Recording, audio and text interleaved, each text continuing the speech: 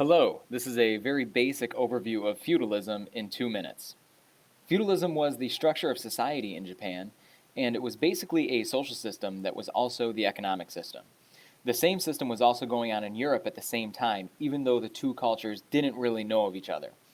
In Japan, the government was losing a lot of power, and so as power decentralized away from the emperor, a lot of power was shifted to the local level, causing constant conflict, which is the reason these different roles emerged in society.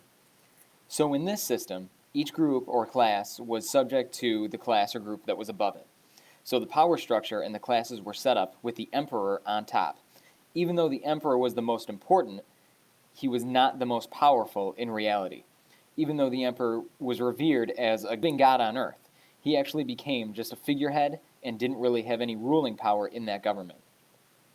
The power of ruling over Japan was actually held by the highest military official called the shogun. The shogunate is the real government that actually was making the decisions. The shogun actually held all the power and was the highest ranking member of the military. Beneath the shogunate is the daimyo. The daimyo are the local leaders, the landowners, the elite. They are very powerful and often at odds with each other over land and those loyal to them. This is really the first large group since there was daimyo all over Japan. Subject to their daimyo is the samurai.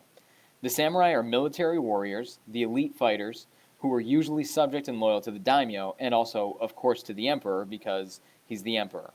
The samurai followed the Bushido Code, which is their code of conduct and their ideals of what is honorable. So it was really heavy on virtues like loyalty, courage, and compassion. Samurai were there to protect the land owned by their daimyo and those living on that land. Those living on that land also included merchants and peasants. Peasants worked on the land and often gave their loyalty to the daimyo in the form of taxes and or food and or supplies.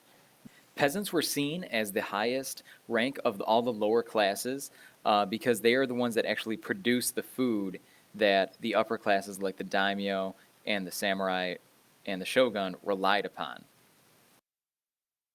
And that is a very basic overview of feudalism in Japan.